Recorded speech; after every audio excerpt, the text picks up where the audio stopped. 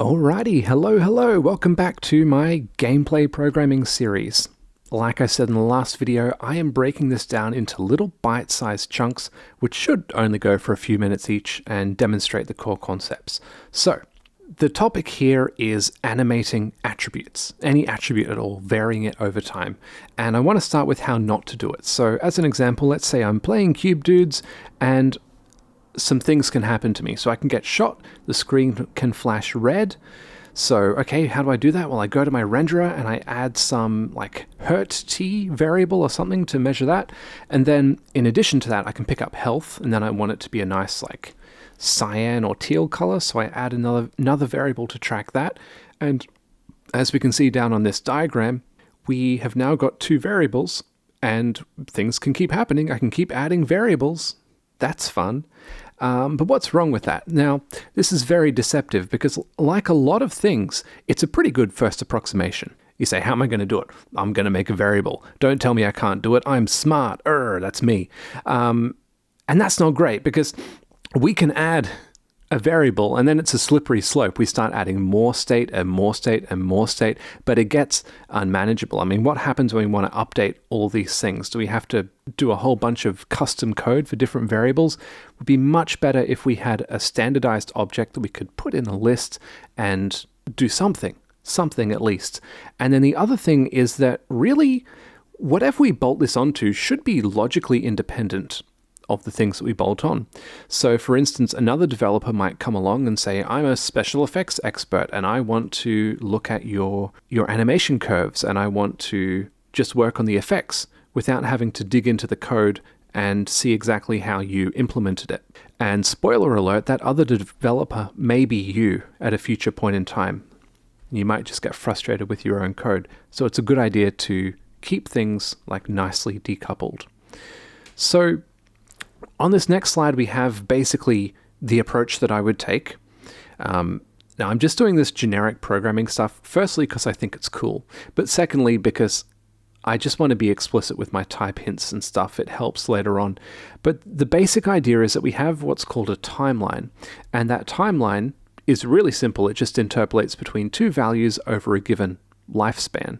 And at every frame, we can update it, and we can also get its value. Now, note that the update function is returning an instance of a timeline, and this is the method that I came up with, the solution to deleting self, basically, because we can't, well, we might be able to do it, but it's not great to get an object to delete itself. It's far better if we just have some line like, self timeline equals timeline update, and then if it returns none, okay, well then the garbage collector is going to get rid of it anyway. So let's pop over to the code. Okay, so here we are in the code. I'll switch over to this timeline object. I'll talk through it.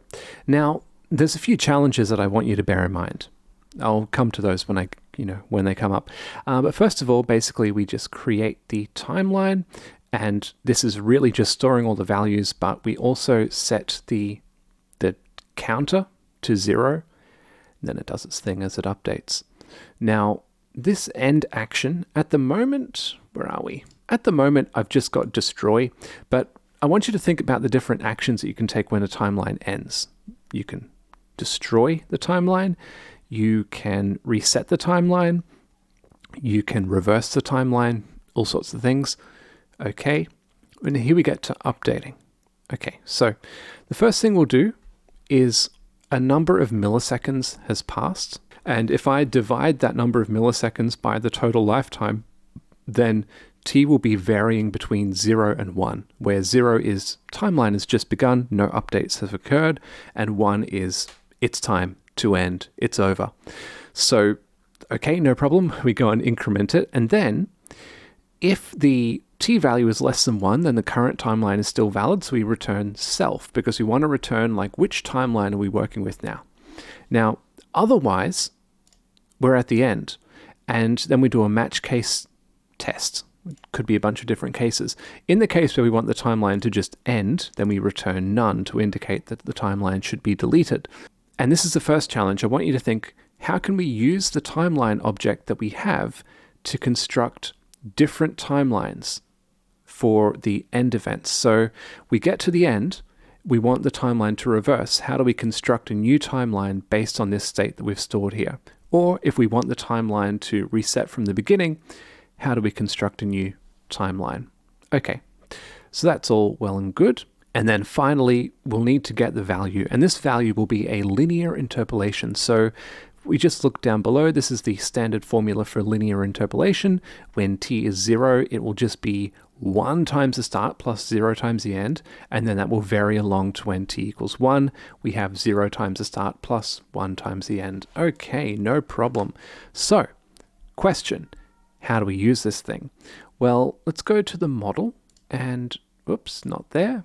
Okay, so here we have our camera that we're used to from before, and we've got the near and the far arms defined here. We start at a far distance, and we have an optional zoom timeline, which we've set up there.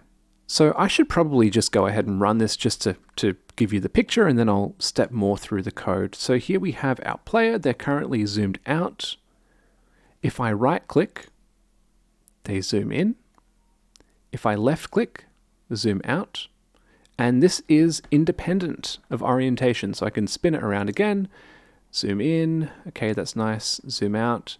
I can be zooming while I walk. Totally fine. I can be zooming while I zoom. So I can keep going in, out, change my mind.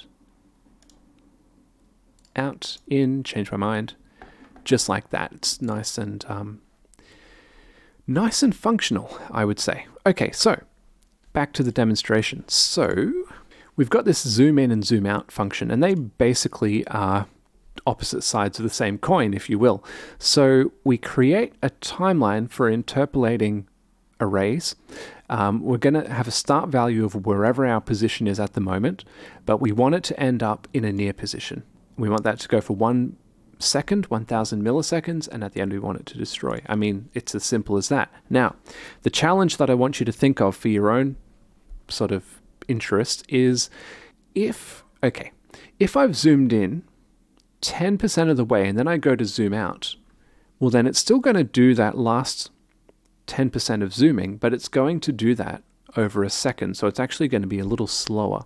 So based on the current information that we have, knowing where our position is right now, and knowing what position we want to zoom to, can we calculate actually how far the camera already is along that timeline and use that to set the length of the timeline so that it calculates for the appropriate zoom time? I don't know, that's interesting. Okay, so then to update. Again, we only want to update this thing if we actually have a current timeline. Okay, so the first thing we'll do is we'll get the value of the timeline, set that for our arm.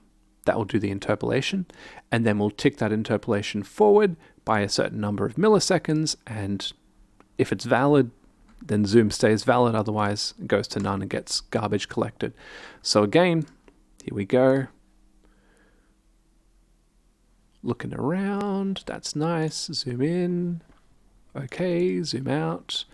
And again, I'll do this again. So if I zoom in just a little bit and then out, you see that it's slower because it's doing the same time for a smaller duration. So have a think about that. But anyway, that'll be it for now. All the best. Hope you had fun, and I'll see you again soon. All right. Bye.